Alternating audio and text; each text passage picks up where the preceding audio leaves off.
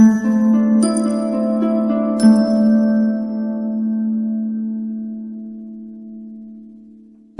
appreciated that applause. That does make you feel good. That must feel real good. Welcome. A nice sea of people, that some new faces, some that we haven't seen before. How nice it is for you to be here on this night. We're thrilled that you came. There's some Democrats, some Republicans, some independents, and there's probably some that still trying to make up their minds. So we're here, we're glad you're here for this community dialogue. You were given a little red ticket when you came in. Save that, and at the end we'll give you one of these little, if you're a winner, you'll get one of these nice little door prizes, so hold on to those. Next, whenever our speaker comes, he brings his beautiful wife, Louise, with him. She is, Doug actually can't help without her. She does so many things, and I'm so proud of her, and I don't know how a politician could do what they do without a wonderful wife on their side. So my friend and yours, give a nice hand to Louise Jones.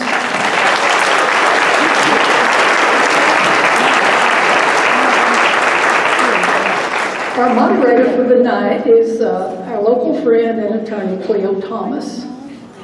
After Cleo introduces our speaker, he will give you the directions on how these questions are going to be asked in the interest of time. With so many people, we're going to try to make it as efficient as we can and get as much out of this learned person as we can. So let me introduce your moderator to you, our local person, Mr. Cleo Thomas.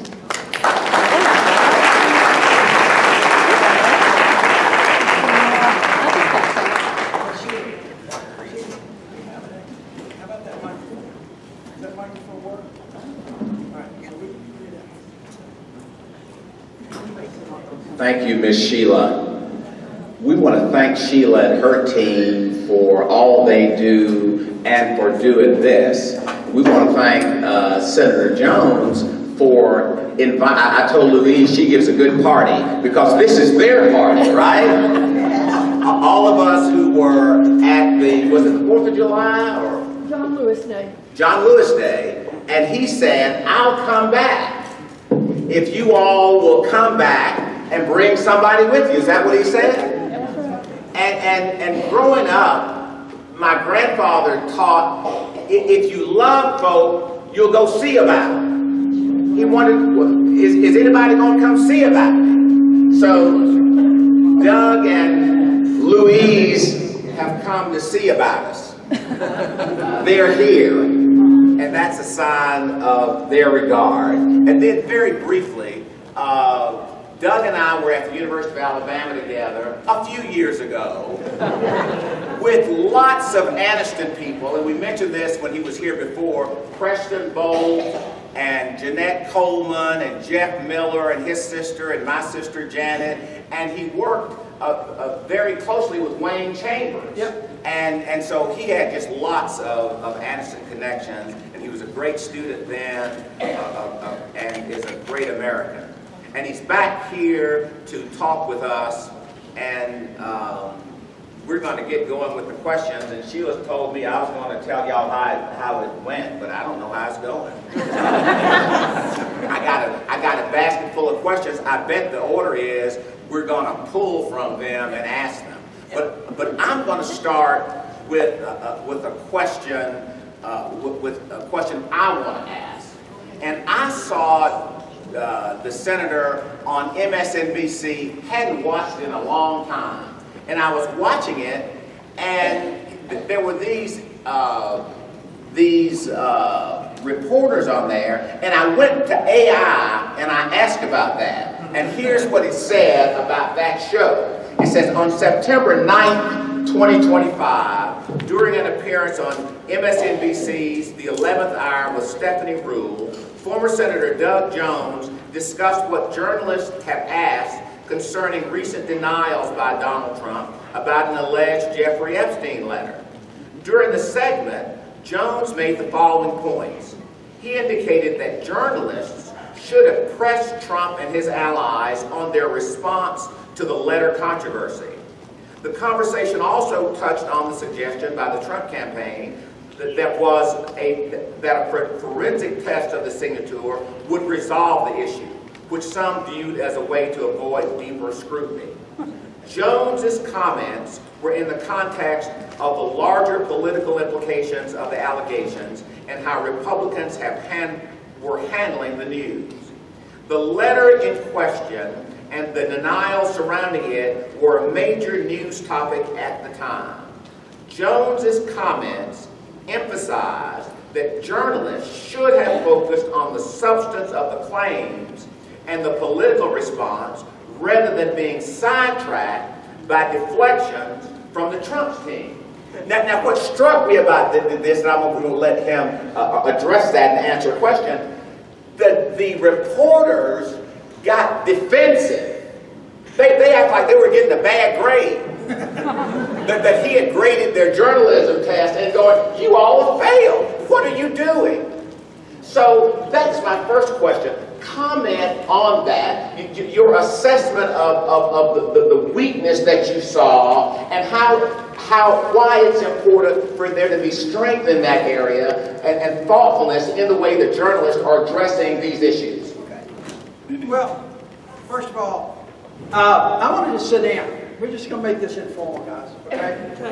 And thank you all for coming out tonight. We really appreciate it. It's always great to get up here. It's always great to see so many friends. But it's also just great to get out and listen. And that's really what I wanted to do tonight, is to try to get a sense up here.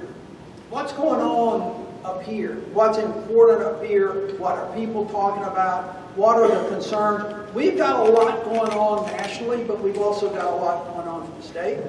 So the point of that exchange, Cleo, was watching, and I still see it all the time, is that reporters somehow, we don't have the Dan Rathers anymore. Yes, and I can look in the audience, and I know there's some people here that know Dan Rather. But we don't have the Dan Rathers anymore and others that really will press public officials when they deflect, when they just don't answer, and they come back to it. Now, there's some that are doing a much better job. You hadn't watched Caitlin Collins, Alabama's own Caitlin Collins, lately. You should, because she's getting right in there. But particularly on the Epstein files, no one would answer that question. That letter was the Donald Trump letter, the one that he had written. And they had just talked about something completely different. And, nobody followed up to ask, tough questions. Like, it was clearly his signature. It was clearly the kind of caricatures that he writes. And it was basically an admission that he knew something was going on. And it's really frustrating, I think, for folks that, and maybe it's just my legal training, maybe it is just being a trial lawyer or a prosecutor that's cross-examined a lot of people. When I was in the Senate, I didn't have the seniority, so I was way down the Democratic side of the dais. So by the time it got to me to ask questions, the witnesses had usually given answers or either evaded answers.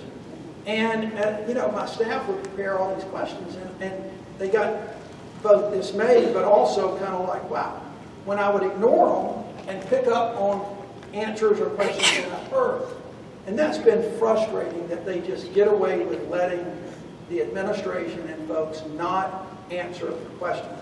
And I have been lately in talking to friends that lean more Republican, lean more conservative, that voted for Donald Trump. I've been asking them, are you listening to what he is saying? I mean, don't just listen to a soundbite. Listen to the whole speech if you can sit through it. Listen to the whole thing, because it is a rambling, incoherent, mishmash word salad that often makes no sense. And that's what they were doing that day. And you're right. The reporters just, they kind of stood up, but that's kind of what I'm there for. But we still don't have the Epstein files. We will whenever Mike Johnson swears in the representative. back into session. All right, Senator, as the father and father-in-law of government workers in the shutdown who aren't being paid, I could have asked this question, but I'm glad somebody else did. It says, in light of the current government shutdown, what influence can citizens exert to persuade Congress to do its job and restore funding to vital government services? You come out to places like this. You call Katie Fred, you call Tommy Tuberville, you call Mike Rogers, you call, and do not think, we said this when we were here at you, don't think that your voices are not heard. They are. They're logging these calls in, they're taking the mail. They may not answer you, but it makes a difference, and people need to rise up a little bit and let folks know. Now, the real dilemma that we've got in the shutdown right now is the federal workers, a lot of whom live in this area. You've got a strong federal workforce in this area, Huntsville, other places. And the real dilemma is what Democrats are holding out for. The reason that they're not voting for a clean resolution, which would be essentially funding the government at its levels from last year. In other words, Congress is famous now for simply kicking the can down the road. They're not doing their job. They haven't done it in 30 years. They haven't had a budget on time in 30 years. Democrats are holding out because right now, while we've got federal workers that are not getting paychecks, we've also got in Alabama alone, we've got over 400,000 people whose insurance is about to go up because they're going to lose subsidies. They're going to lose those ACA subsidies based on the bills that were passed by this Congress, this administration. Remember, as part of the Affordable Care Act, we created this wonderful marketplace which gave a lot of people insurance. And under the Biden administration, there were 2 bills passed that gave folks some subsidies, particularly for states like Alabama that didn't expand Medicaid. We had 300,000 people that did not get health care that fall into that health care gap, which meant that they made too much money to be eligible for Medicaid, but they made not enough money to afford health care. They had to make a choice. That was that gap. And if we had expanded Medicaid, we would have gotten in billions of dollars. And these it was at one point 375,000 people in the state that would have gotten that. But now, under the recent legislation under the Biden administration, Congress passed some subsidies. In other words, it was tax credits to help people pay for their health care insurance. And it really helped Alabama because we've got an estimated, what I saw under Cover Alabama, if you haven't seen that website, the group of 130 organizations in Alabama that are advocating for health care. There were the Kaiser Foundation had like 477,000 people in the state that go out into the marketplace every year, the Affordable Care Act marketplace, to get their health insurance. And out of those 477,000, 98% of them get subsidies. Those subsidies are going away in a month, at the end of the year. The insurance companies are right now getting ready to go to the marketplace with their new premiums that are taking into account that those subsidies are going to go away, which means in Alabama, health insurance for all of those people are going to probably double. And that is going to put a burden. I saw one statistic that a retired couple age 60 or 65 making $80,000, bringing in $80,000 a year, they pay right now with those subsidies, they pay out of pocket $7,000 a year for their health care. If those subsidies are not renewed, they'll pay $27,000. Now that's outrageous. And so Democrats are trying to balance the furloughed workers and the fact that we're losing services and we're losing workers with the 20-something million people across this country who are going to lose health care. And they're using it as leverage. I mean, that's what happens in Congress these days. And so it's really tough. And you know what we're seeing on one side of the aisle, you know, the Speaker of the House and others are just not, and J.D. Vance, they're just not telling the truth about the Democrats' position. Democrats, they say that Democrats are wanting to spend $1 trillion to get people that are here illegally health care. Absolutely not true, folks. Do not believe it. Do not let your neighbors or your family believe that. That is not true. People that are here without documentation cannot be eligible for Medicaid. They can't be eligible for Medicare.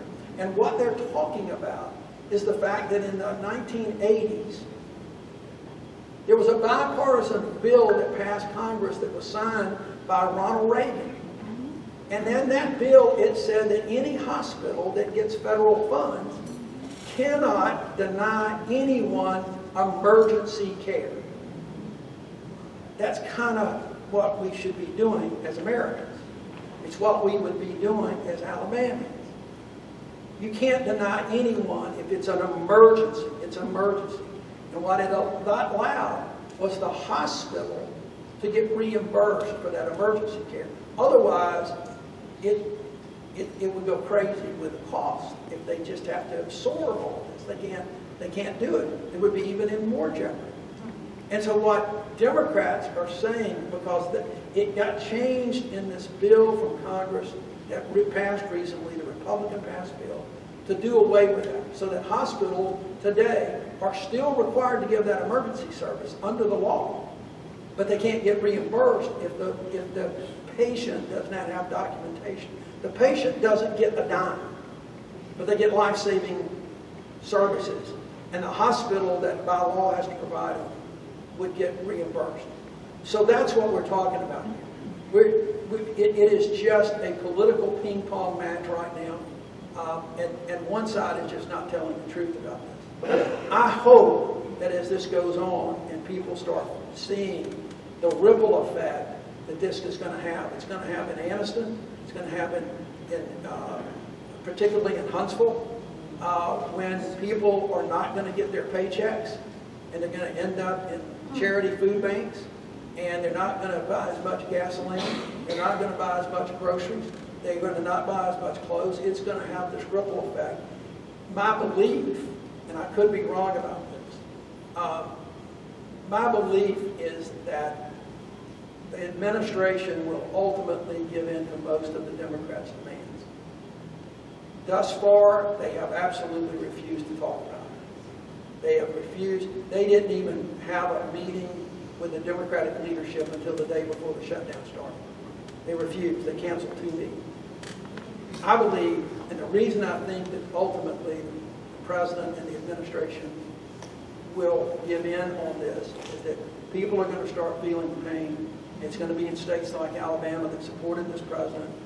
And I believe that this is all a ruse. I'm just being candid about that. I think this is a ruse to let Russ Fall and Doge do their damage to the federal workforce. And it's going to be hard to rebuild that. There's lawsuits pending, but they've been ignoring these lawsuits. I think that as soon as Russ Fall and the president reach a certain level of cuts and doing away with programs, they'll cave in and we'll get the government open. But I hope they do it sooner rather than later. But that's, again, it's a very cynical view. I get it, but I believe it. There are quite a few justice and Supreme Court questions. Here's the first. As someone who served as a U.S. attorney, how would you characterize the Department of Justice's independence today as compared to your time as a federal prosecutor? Have recent political pressures altered the ability to operate above partisan influence? Can the DOJ uphold the rule of law? The answer is it's a night-and-day difference. I told somebody again on MSNBC. You know, when you are, I started out my career after I got back from Washington working with Senator Heflin. I was an assistant U.S. attorney in Birmingham, a prosecutor. Those days we weren't prosecuting the big cases. We were little drug cases, little gun cases, old Social Security check cases when People would steal them out of the mail. Then became the United States Attorney under Bill Clinton. And anybody that I know personally, and I got one of my Clinton U.S. Attorney colleagues from North Carolina here tonight, will tell you that U.S. attorneys, former U.S. attorneys, former assistant U.S. attorneys, even though you jump on the other side often the time and go against them, there is a devotion and respect to the Department of Justice. Because after Watergate, when an Attorney General of the United States went to prison, John Mitchell was in prison at Maxwell, just down the road in Montgomery. Gerald Ford, Republican president, appointed an Attorney General that came in and started making changes and understood that it was not appropriate, it was not a democracy when a Justice Department who had the power to put people in prison was working off an enemies list that Richard Nixon, the president, had given them. That happened. And that resulted in Watergate and cover-ups and a number of people, including the Attorney General, going to prison. Well, Levy came in and made the changes. He was an academic. He was a lawyer, but he was also an academic, president of the University of Chicago. And he came in and he established standards that would create some independence. The Justice Department is a part of the administration, and they should be carrying out policies that the current administration has. Policies like Walter and I had of prosecuting more white-collar crime or civil rights cases. Now, you can agree or not agree with the policies, but the one thing that has been consistent for over 60 years is that the White House stays the hell out of any decisions about whether to prosecute or not prosecute individuals. That goes back to a famous speech that Robert Jackson, former Attorney General, former Supreme Court Justice, and ultimately the chief prosecutor in the Nuremberg trials. It was a speech he gave to U.S. attorneys in the late 1930s or early 40s, in which he talked about the power of the Justice Department and the power of U.S. attorneys, and that the role of the law should not be to investigate individuals. You don't investigate people, you investigate crime. And sadly, that is gone. That's not to say that it's not happening, because we see every day there are good lawyers across the country still in U.S. Attorney's office grinding it out. But what we're seeing in Washington, D.C. is an enemies list, once again, and a direction from the President of the United States to get off the stick and start indicting. Putting it to, and not doing it privately, doing it out in the open on social media, for God's sake.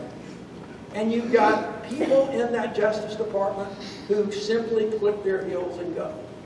That's exactly what happened.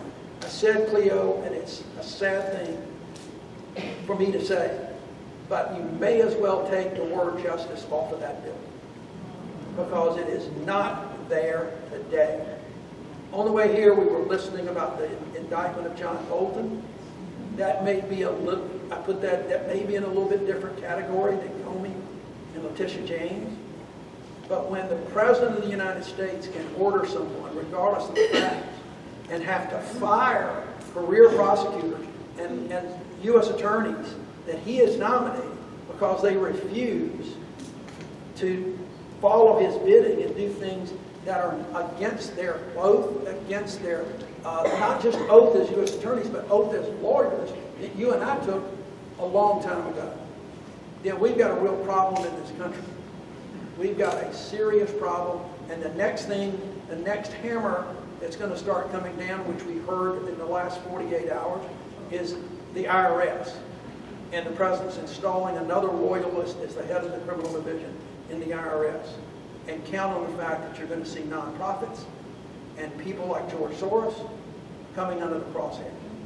And that is a dangerous place to be, folks. You know, defense lawyers are the only things that stand in the way of people that are accused of crime, the government, and somebody's liberty. But it's tough.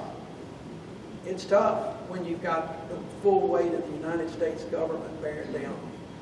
It's really tough. And over the last 60 years, you have seen, I haven't always agreed with everything that the Justice Department has done. I've seen cases that I didn't think should be brought. I've seen cases that I thought were somewhat politically motivated. We've had some in Alabama. But at the end of the day, the overall picture of the Department of Justice has always been dominated by career officials who are following the law, who did their job and did their duty. And I am now seeing that those people are getting shoved out. They're getting shoved aside, and you've got people in place like Ed Martin who are making sure that January 6 defendants get pardoned. There is no white-collar crime prosecutions to speak of. Public corruptions prosecutions are essentially gone. Foreign Corrupt Practices Act prosecutions are gone. The rule of law, in my view, with what they're doing with ICE and Homeland Security is essentially gone. And that may sound harsh, but I'm telling you, that's one area where I'm passionate about and speak from experience. And that's another thing that we've got to stand up and speak out against. It's not just the media, it's not just First Amendment, it is everyone's liberty that is at stake. That brings us to this question. Any ideas on how to make the Supreme Court less partisan and also more independent of the President and Congress?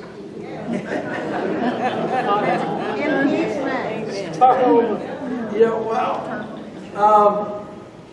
Look, Cleo, we've watched Supreme Court come and go. And we've watched justices come and go. The court is only as independent and nonpartisan as the justices who sit on it. We've had some incredible justices. We've had some that are not so good. I think that this court, unfortunately, has lost a lot of credibility because they give the appearance of being so partisan.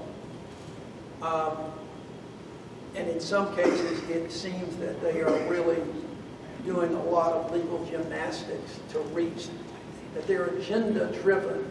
When I was in the Senate, I voted for more Trump judges than I thought I might. But my principle was essentially to examine qualifications and try to determine from writings or previous orders whether or not somebody had a judicial agenda versus a judicial philosophy. Because it wasn't my role, I didn't think, if it was just a philosophical. But clearly what we're seeing right now are folks with judicial agendas, and they've been on the court for a long time. These are, except for the three that Trump put on there in his first term, Alito, Thomas, they've been around for a while, and they're the leaders of the agenda-driven court right now. I think the U.S. Senate has also politicized the courts and Supreme Court justices' nominations more than they should. Somebody asked me if I would reform the process of Supreme Court confirmations with the Senate, and I said, well, I think if you don't have to reform the procedure, but just pass some constitutional amendment that prohibited any senator on the Judiciary Committee from running for president and getting away from the media and the hype, it might do more than you think. But they have really made it a political football.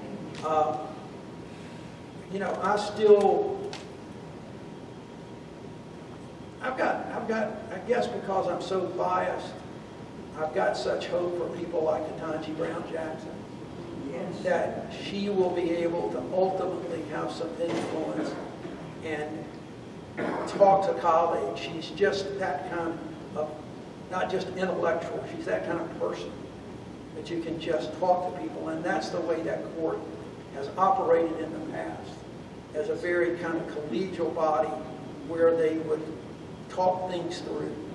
I don't think they do that.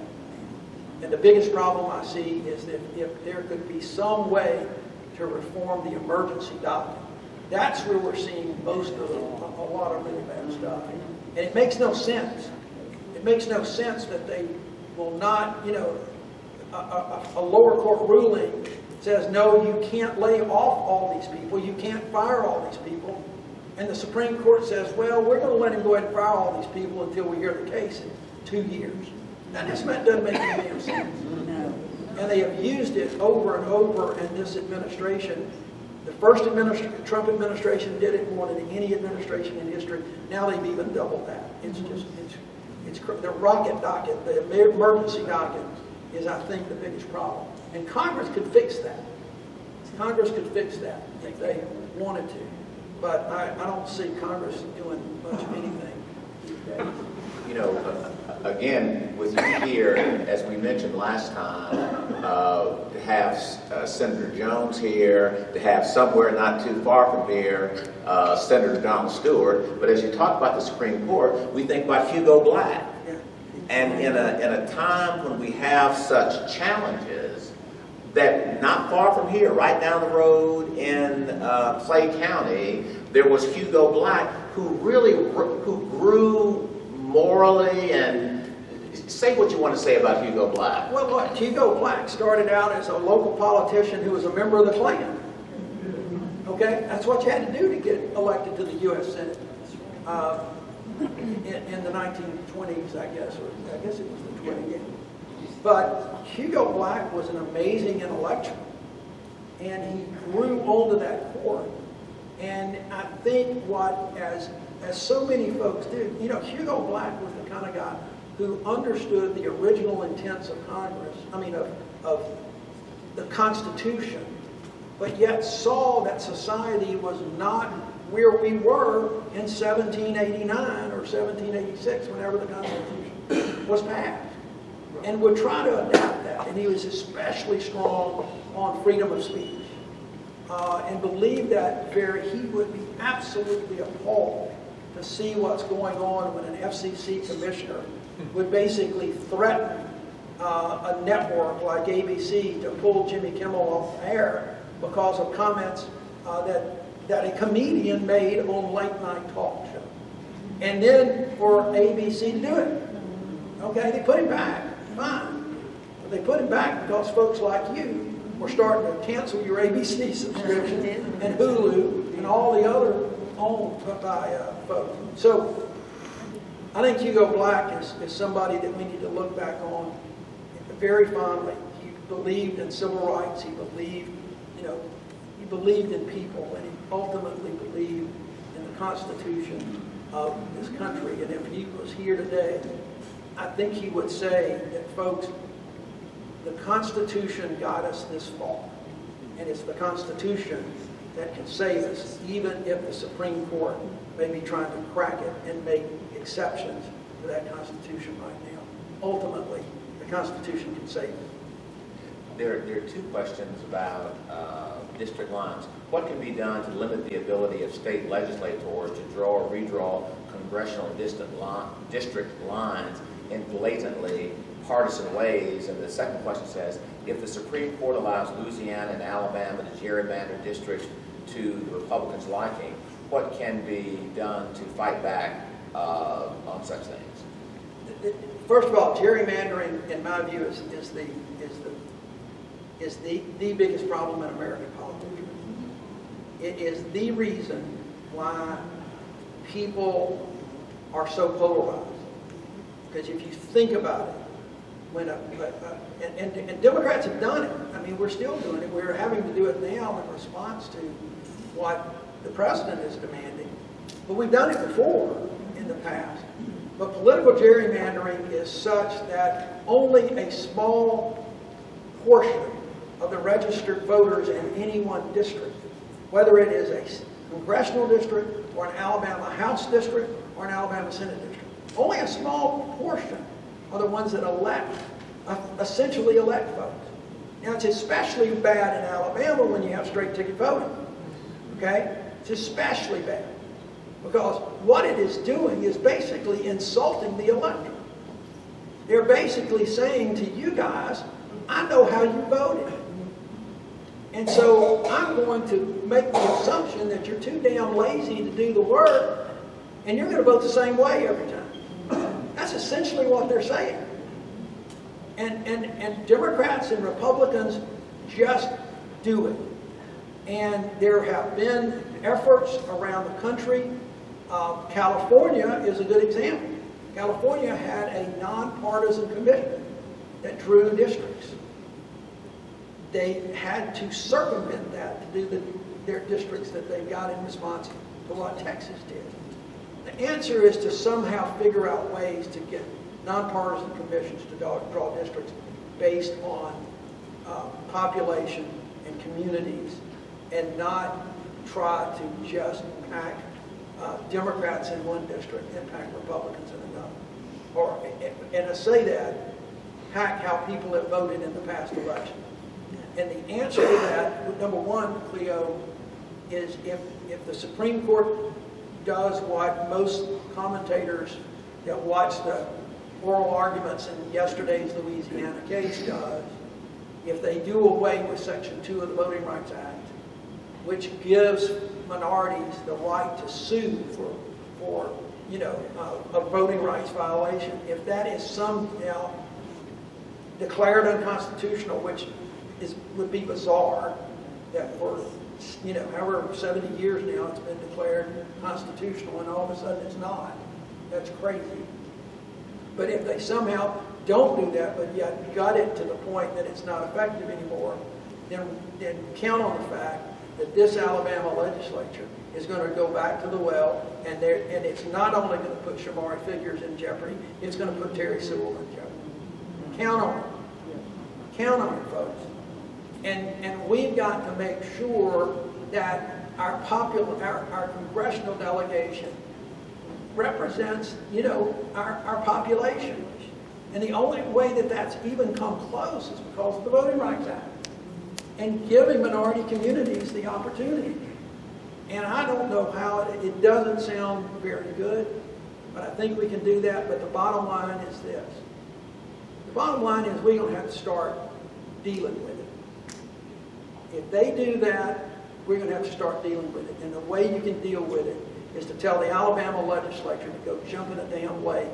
Your vote is not going to be taken for granted, and you're going to have to get your friends and your neighbors to say it's time that you start looking at the candidates and not just which party they are. Listen to what people are saying. Find out what they mean for you.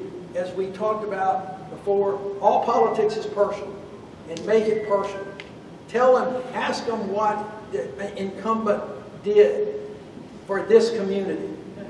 Ask them what they did for the federal workers out there and whether or not they were reasonable in what they were doing with the furloughs. Ask them what they were doing when they voted for the bill. And the fact that it's cutting SNAP benefits for so many in this state. We're the 9th poorest state in the union. And we got people that are going to be going hungry. We got kids going hungry. People's insurance are going to go up. The tariffs are killing farmers. The tariffs are killing soybean farmers right now, who are losing their markets that they've been selling to China. We sell a lot of soybeans to China. Those have dried up right now. China's buying them from Argentina, and the government during this shutdown is giving Argentina $20 billion. Okay, 40.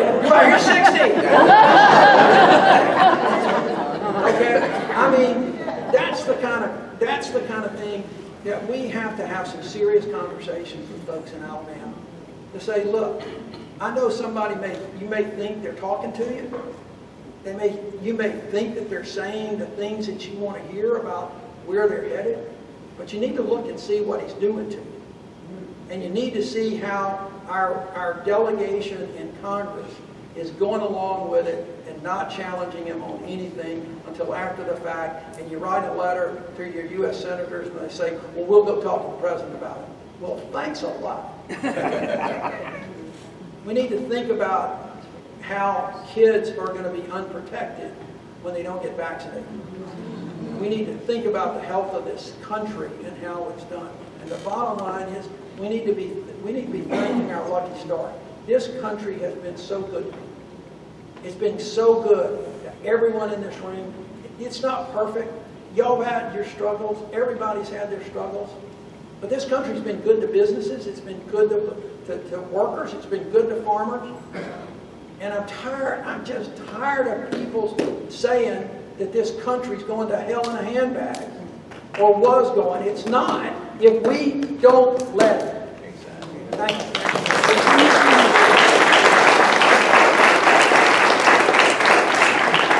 And Senator, we have such a smart audience with their questions. I have to ask these questions, and you and the audience just touched on it. Is the $20 billion bailout of Argentina a legal appropriation of taxpayer money, since y'all were Argentine? Well, it's a $40 billion. Oh, it's what's 20 billion on France? Yeah, Right? look, the president has a lot of authority to do things like that. He's got, look, the chief executive, and that goes back to some of these lawsuits. And I've told folks, what this president is doing is he's testing his authority. And he's getting away with it. But it's been in areas that people just assume that it's just not the right thing to do. Well, he's taking the bull by the horn. So I think under that particular program, I think he does have the authority. He's got a lot of executive power. There's a lot of funds. There's a lot of money that he can do things with. So I do think he's got that, which is just it's unbelievable that he's just going to bail out this wacky guy that runs Argentina, but yet let kids in Africa starve, where they have taken away all of that money in the USAID programs. It's just stunning, the inhumanity that I see coming out of these guys, and the inconsistency and the hypocrisy on so much of it. It's just beyond the pale. Yeah. A question for me. Your election seems to touch on something you mentioned a moment. People elected you because they wanted you, and because they saw something in you that they didn't see elsewhere. Talk about why were you elected? Running against each other. Y'all need to remind him who I ran against.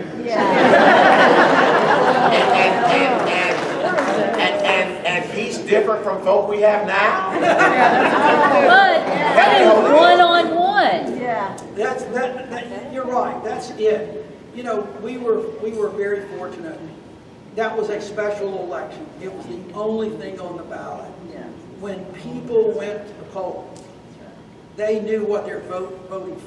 They knew who they were voting for. And we were really fortunate because it was that special election. It was in December. It was one of those things that you could make it one-on-one. And contrast the two.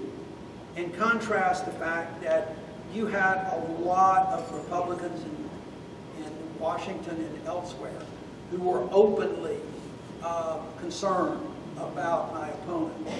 And that all helped. That all helped. But people had to look not just completely at the R&D in that race, but with everything that the allegations against my opponent out there, people started to examine. And they may not have believed the allegations, but they started looking at things a little bit deeper, I think. And we, I think, did a pretty good job of trying to do interesting Theo. I told somebody this the other day when I was interviewed. If you go back and look at what we did in 2017 and how we ran the race, it was exactly what people are saying Democrats have not done and should do now. And that's talk about the economy and the kitchen table issues and talk about health care. That summer was the year John McCain said, no, we're not going to repeal the Affordable Care Act. It was a big issue in Alabama. The economy was a big issue. Jobs were a big issue. And we were able to stay focused on that. And I think that people resonated, and they also, they knew that they were not going to get somebody that was going to vote with them every time. but they could at least trust me, I think, to vote my conscience and to explain, and that's what we don't do. I would always explain my votes and do everything, but it was that special election that I think gave us the opportunity and the window to vote at that time. You know, there's a lot of things coming up in the next year that give a lot of people around this state, in the state House and Senate districts, a lot of interesting opportunities somewhere. I'm a 45-year-old male on ACA. My insurance will go up to $950 to $1,200 a month. I'm scared. I understand. I get it. And I can guarantee you, I've got former colleagues in the Senate that get that they understand it, and they've been talking about it every day. I also can guarantee you that there are other people in that Senate that just don't give a damn because it's ACA. And let me tell you what's happening on that. The subsidies are tax credits, okay? They're tax credits, which means you're not going to get those credits. They're going to go away. Those tax credits are paying for the tax deductions and the tax benefits, the lower benefits that these billionaires are going to get. There is truth to that. It is funding the wealthiest being able to get their taxes lower. And they're doing it on the backs of working people in Alabama. They're doing it on the backs of working people everywhere. It is going to hurt seniors. It's going to hurt rural areas.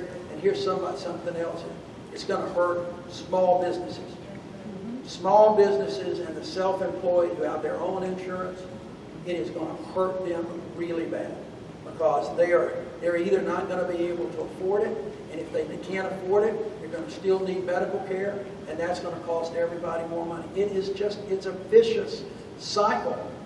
But Republicans did away with those. One, because it's still part of the Affordable Care Act. Y'all may not remember this, but before Donald Trump was elected president, the shutdown that occurred before him was in 2013. And it was shut down over the ACA. Republicans didn't like it, that it was passed. And so they shut down the government until they finally took the heat and they opened it back up. It has survived, it survived, it survived. This one is a little bit different, and we'll see, because they not only have the majority, they've got a president who really he doesn't care. That's what I'm saying for all these folks that voted for Trump because they thought he was going to lower their grocery bills. Go buy some beef right now. You know, for those people that thought that they were going to bring things down and he had a plan to give them health care. Tell them, make sure they understand not what he's saying, but what he's doing to them. What do you think the most serious consequences will be to Alabama with the loss of federal tax dollars? Oh, I think we'll lose jobs. I think we're going to lose hospitals. We've got hospitals that are teetering. We already within 2 weeks after their big beautiful bill passed, one hospital announced a closure. We've got hospitals on the verge of bankruptcy. We got hospitals on the verge of closure. The other thing that we're losing that we don't have is we've lost a lot of healthcare providers. By that I mean doctors. Doctors and nurses are no longer coming to Alabama. We used to attract the best and the brightest, but right now it is hard to attract doctors and nurses because of, one, uncertainty, and also because of some of the things that have occurred in Montgomery, and doctors that provide health care to women don't want to come to Alabama. Doctors that give advice to folks who have issues involving their sexual identity don't want to come to Alabama. And that's not all they do, but they don't want to come to Alabama. So we've got a real problem with attracting folks these days. And if you look statistically, and I haven't looked at this lately, and it's worse than it was when I was in the Senate, it is unbelievable the number of counties and surrounding counties clustered that have no OBGYN. None. They have to drive 75, 100 miles to get to their local OBGYN. And so we've got to attract more folks. But I really am concerned that the bill that was passed by this past Congress, this Congress, is going to really hurt Alabama's health care delivery. Not to mention the fact that there are too many kids in this state whose best meal of the day is when they get in school. And they're cutting back on that. They're trying to do away with the Department of Education. I mean, it's just stunning. It's just stunning. And by the way, coming back not to federal, but to state, to some extent federal, if you haven't seen, and I haven't seen it all yet, I've just talked to some folks and I've seen some snippets. If you haven't seen the documentary that's on HBO Max called The Alabama Solution about the Alabama prison system, you need to watch it because it's horrific. It's horrific what we do in the name of punishment. And now I'm an old prosecutor, folks. I'm not soft on crime, but I am a human being, for God's sake. What's the best way to heal political division in the wake of rising political violence? Well, first of all, we need to get people to dial back their dang rhetoric.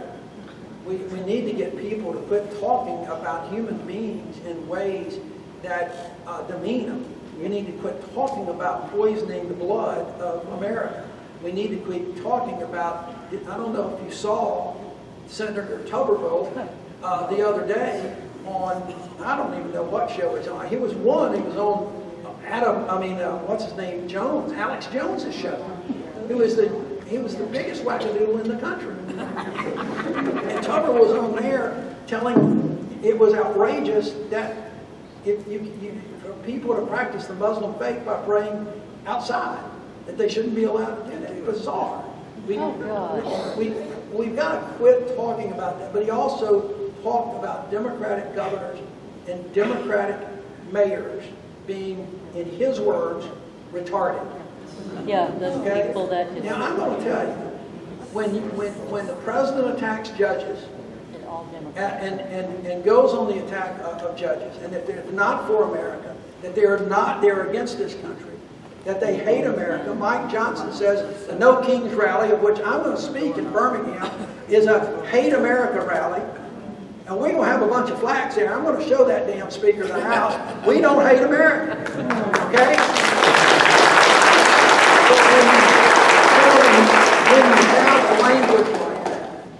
When you have language like that, in constant attacks, there are people that hear that differently than folks in this room.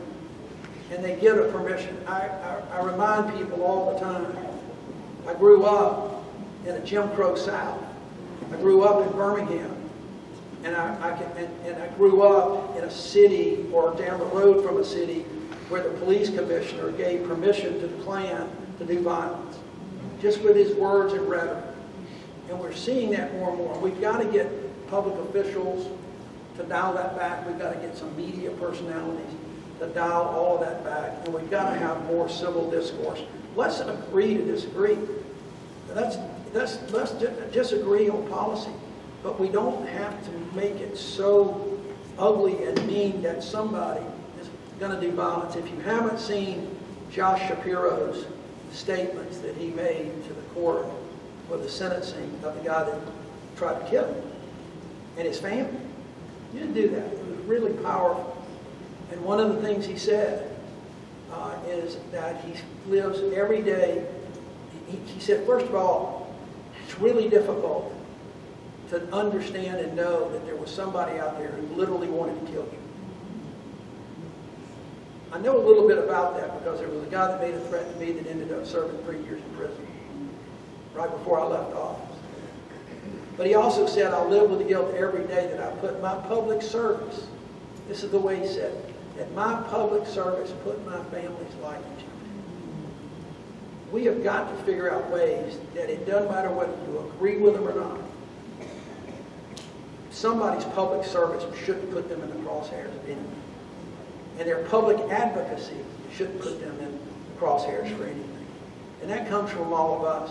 It comes from families. It comes from the faith community, which, by the way, I think sometimes the faith community is the worst offender.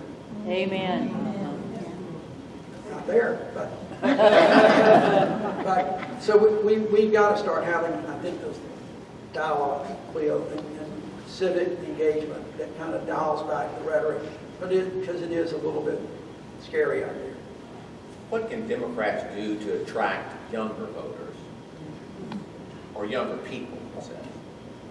Well, you know what? I think we're doing that. I spoke down with the group last night. I think folks are getting engaged. Younger folks right now, they're really not sure. They're still finding their way. There's a lot of folks in this room probably still finding their way. But younger folks are still, finding their way. They see charismatic figures, and they're attracted to that. I was. With me, it was folks like John Kennedy that I was attracted to. Fortunately, I was not attracted to George Wallace. But they're attracted to charismatic figures, and there's a lot of those on the right. But I think that we've got to make sure that they understand that there is a future, that they need to be looking not just at the present and what have you done for me lately, but they're looking at the future, because they're going to be the ones that have the families, or not. They're going to be the ones that are seeking the jobs.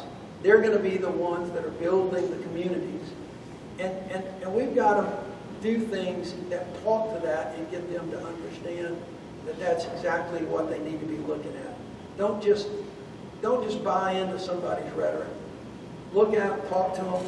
And I think that I think more and more that younger folks are seeing what's going on. I think younger folks need to understand a little bit more about what it means to be an American. I think we've lost a lot of the American identity. And younger folks are growing up in a social media world where you're right or left, Republican or Democrat. And nobody's talking about what it just really means to be an American. Everybody is claiming the flag. We've got them here tonight. Republicans can't claim them too. But we're not really talking about the Constitution. Civics lessons are not as strong as they used to be. And I think we need to get back a little bit more to that and get those folks engaged. I'm going up to D.C. Monday for a big event with a group of younger activists, and I mean that in a political activist, not a left or right activism, but just people who are engaged and they're concerned. And we've got to get people caring. Social media is a real problem. Social media is a huge problem because it is. The algorithms of social media right now don't help the situation at all. Along that line, how can we help educate people here? So many follow false or misleading information. I'm lost. New York transplant. Yeah, I mean, look, I think that's a huge problem right now, and it's getting worse. Social media, algorithms, local media, so many of our local TV stations now are owned by Sinclair, which slants. You can look at so many local media stories that are about national politics, and you can just take the words, and it's the same thing in every Sinclair station around the country. You've got Meta that's owned by Zuckerberg. Elon Musk owns X. You're about to see Ellison and Murdoch owning TikTok. Ellison's son just bought CBS Paramount. They're trying to buy Disney, which is ESPN and ABC. You just saw a Republican operative from Missouri that bought the Dominion voting system company. Okay? So we're really behind the curve. And it's very difficult, I think, to try to talk to folks, but I think we've just got to engage folks more. Just like I was talking about earlier about the shutdown, when people are convinced, there will be so many people convinced that Democrats are holding out to try to make sure that we get federal health care for those that are in this country illegally. And we just got to talk to them and show them exactly where we can, if we can do it. That is using social media where you can, as much as you can, and your local radio, your news. We've got to have more things like this. We've got to have more community dialogues with folks and to try to get people talking to each other. We don't always have to leave here agreeing with each other, but we've at least got to cut through and get to the facts. It is the most difficult, and it's probably the most challenging thing we've got going forward, because so much of the misinformation now is coming directly from the Oval Office. It's not just coming from Russia. It is coming from the Oval Office, and that is a real. This is not spin. This is not political, hyperbole. This is just outright false things to advance an agenda, and we got to call that out as much as possible. An invasive personal question. Okay. Where do you get your news? I get mine from a bunch of stuff. Usually it's from Louise, because she. I literally I don't get my news as much from watching CNN or MSNBC. I do, but it's not really as much news. I pretty much now know what they're going to say about any news site. I can pretty much guarantee you, and all their talking heads, including me, okay, I put myself in that, you can pretty much count on what Doug Jones is going to say. And so I don't do as much TV. I do watch the evening news. Usually it's ABC, because Louise has got a crush on David Moore. Just saying. Watch the competition. Watch the competition. But I try to read a lot. I read, as much as I don't like Jeff Bezos, I still read the Washington Post, because they've got a lot of good reporters. I don't read their editorials as much anymore, because they're getting crazy. Yeah. But they've still got a lot of good reporters. I read the New York Times a fair amount. I read the Wall Street Journal a fair amount. But there's some other good journalistic things that I get to, and I can't read them all. My emails just get bombarded every day. But I do some things with the Bulwark. I read some of the Bulwark. Read some of the Dispatch, which is a more conservative leaning. It's a group of guys that I was at the University of Chicago with. I read a fair amount from the American Enterprise Institute and their stuff. I'm working now some with the Progressive Policy Institute, which is not a left-leaning, it's more of a left-center group that came up during the old DLC days. I get a lot of those newsletter things that I try to read. Politico sends out a lot of newsletters. Gosh, I can't remember all the ones I actually do read. And then I get on these crazy emails and start getting stuff, and I just have to hit unsubscribe.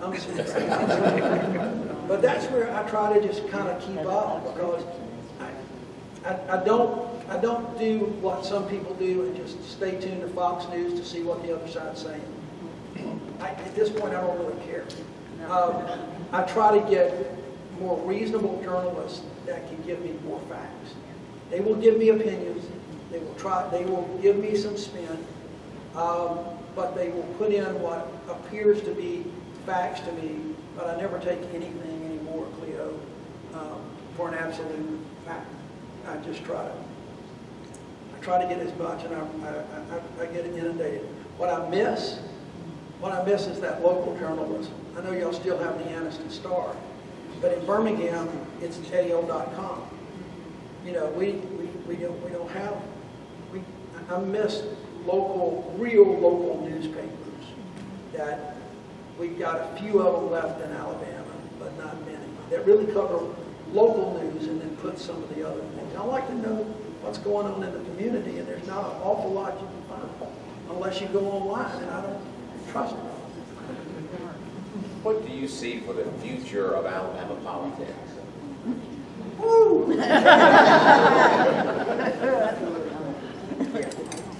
You know, I think it depends on. I think it depends on the people in this room. I think it depends on a lot of people across the state. Everywhere I go, and Louise and I have been to a lot of different places over the last 3 years or so. I think there's a lot of pent-up frustration. I think there's a lot of people on both that generally vote Republican as well as Democrat. I think a lot of people are just not satisfied with our state government. They just don't see it operating.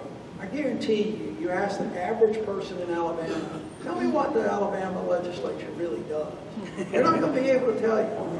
You know, with all due respect to my friend Barbara back there. They can't tell you what the legislature does. But what they can see is they're a little bit worried that they're spending too much time on cultural issues and they're not spending enough time on their kitchen table issues. Look, everybody's got a pretty favorable opinion of Governor Ivy. Most people can't tell you anything that she's done, except she just hadn't made a lot of people mad, which has traditionally been a good way to get elevated in Alabama. We need to educate people. You know, in this state, like most every other state, we have a big turnout. I say big, all things are relative. Big turnout for presidential races. Okay? Big turnout. In those races, we elect members of Congress. We may have a Senate race in a presidential year. A few judges, but most of our races are midterm races. Statewide races, most of the county races are all midterm races. They'll be coming up in 26. And we have a 64%, I think, of the people in Alabama voted in 2024. Of the registered voters. That's still pretty low, guys. Okay? That's still pretty low. We do real well about registering voters, but we don't get people out to the polls. People don't think their vote counts. In 2024, there were so many unopposed races for statewide office. In my county, in Jefferson County, they were unopposed in the other way.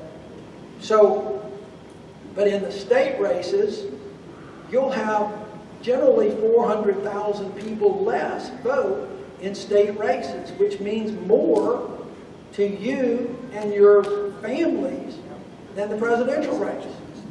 And you'll have even less for municipal races, where the rubber really meets the road, in local races. And I think when we talk about changing state government the way we want to, we've got to get people educated about what state government can do and how are the things that state government, not just through legislation, but running state government in the 26 departments that is under the auspices of the governor, what they can really do for people and get those legislators out of Montgomery sometimes and get legislators going around, not just in their district, but to other districts, talking to people. Get the governor out more, get the lieutenant governor out more, and talking about what they're doing, and let people have so many conversations where they can demand more from their state government. There's just too many people, they're just dissatisfied with state government. But the thing that I think that would be the biggest help for state government right now, and this is not something I'm saying as a Democrat that is on the wrong end of this now, but I've said it when we were in school, I've said it for decades. We need to get rid of straight ticket voting. Let people start every candidate gets to get rid of straight ticket voting. And I think that will help. But people, I think we got to get engaged. I would encourage folks to get more engaged. Go to your city council meetings. You don't have to fight with them. Just go and listen and talk to folks. I would get your kids to go sometimes. I'd get people engaged in local projects, local things where you can agree. This is going to be good for Anniston. this will be good for Calhoun County. What can we do to get everybody to support it? There are things out there, you know, there's so many things I think that we as a people can do to help this state move forward. It is not a partisan fight. It is not us versus them, good versus evil. It is just Alabama. It is just our local communities. But it's going to take a lot of effort. It is going to take a lot of effort to make some of the changes. We get lazy and we get entrenched. Before I finish up and ask you about your running for governor, let me ask you.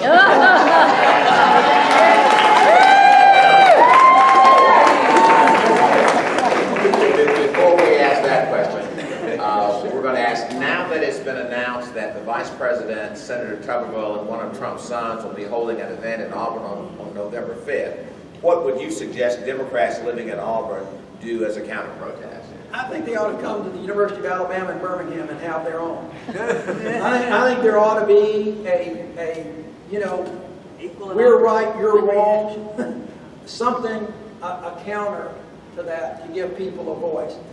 You know, it's not going to, there's going to be a big crowd down there.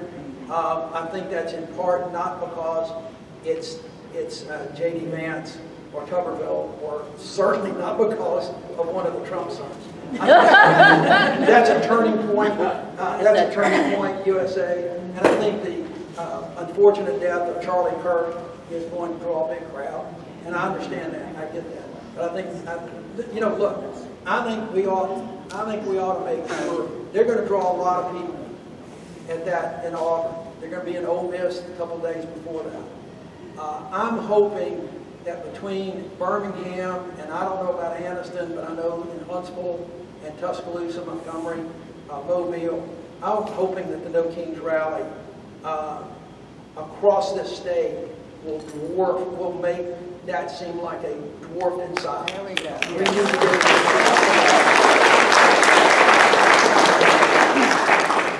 Well, Senator, we'll finish up with this question. There is hope. Are you going to do us all a favor and run for governor?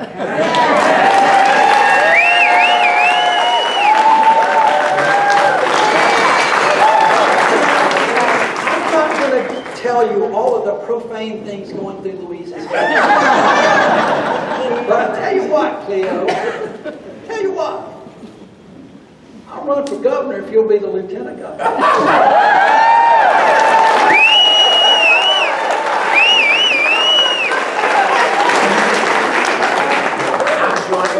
Profane. Look, stay in the fight, folks. It doesn't matter who it is. Stay in the fight. Let's get. Look, we are in some tough times right now. For those of us who believe in democracy, for those of us who believe in the Constitution, we're in some really tough times. I mean, the rule of law is constantly under threat. And I try. Look, y'all know me. Y'all watch me in the Senate. Y'all watch. Speak up. You what? There. All right, I'm sorry. Y'all watch me in the Senate. You watch me campaign. You've seen. I am one to reach across. I'm trying to find common ground. I'm trying to do things that moves everybody forward. And I try to be objective. And I've tried to withhold some things. But what I have seen over the last 9-10 months, it really gives me a lot of pause. It gives me some concern. I was, the other day, I had my annual physical at St. Vincent's.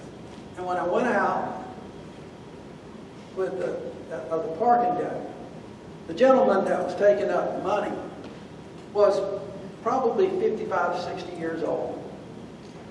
You know, and probably, well, he asked me, he recognized me, he said, "Are you going to get back in it?" I said, "I don't know."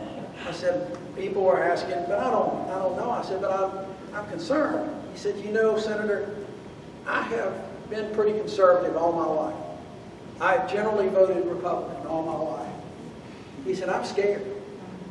I'm worried." After my election in 2017, everywhere Louise and I went, in Alabama or elsewhere, People said you gave us hope. People said you gave us hope. We had 1 year of Donald Trump. People of Alabama is the one. It wasn't me. It wasn't Louise. It was the people of the state that gave them hope. Today, when we're going out, the first thing people say is, are we going to be okay? There is a sense that democracy is sliding away, and we need to get people to kind of wake up. We need to get businesses who like the tax cuts that the Republicans have given them, and I get that, I understand that, I fully get it. But we also need to get those folks to understand that this administration is also taking a cut of a number of businesses. They're getting a 10% cut. That's socialism, folks. Yeah. We need to get people to understand that it's just not America when you've got Army Blackhawks and folks in masks rappelling down from helicopters on the top of an apartment building in Chicago and starting rounding up people, women, children, men, some that were not, had no clothes on, and not knowing whether they are undocumented or not. We need to remind people that our construction industry, our farming industry is hurting because Donald Trump is not just getting rid of folks who are criminals. They're getting rid of your neighbors. They've been around for a while. We need to remind people what freedom of speech really means. It's the freedom to dissent. It's the freedom to argue and to take exception to what our government is doing. And whether it's on late night talk shows, or whether you're at a university, or whether you're in a law firm, that's what our Bill of Rights is about, and it is under threat. And we need to have those dialogues. We need to have them in this state, and we need to tell people they need to get outside of their political comfort zone sometime. They need to tell some folks, we're not going to tolerate you doing this. And so for this time we're going to vote a different way. And you earn my vote back if you want it. We need to tell folks that we are going down a path that we have been the guiding light, as Ronald Reagan said, that shining city on a hill for almost 250 years. And that light's getting dimmer. And the world knows it. And we are less secure because of it, folks. Trust me. We are less secure as a nation, not just internally, but from enemies from outside our borders. We are becoming less secure. So please stay in there. Well, no matter who you end up voting for, talk to them, tell them your cares, tell them your concerns, get active. Don't just come to see a Democrat, come to see a Republican. Talk to them and express the same concerns and the same questions that we got here, and try to get answers. I guarantee you, if they are honest, you will get similar answers. If they're not, and if they're just partisans, you'll get that answer and you'll know it. So please stay active. We got a long road between now and November 26th. And it's not going to be up to a candidate. It's going to be up to y'all. Thank y'all for letting us know.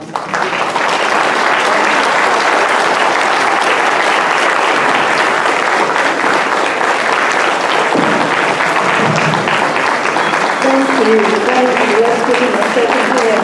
Wonderful job. Wonderful job.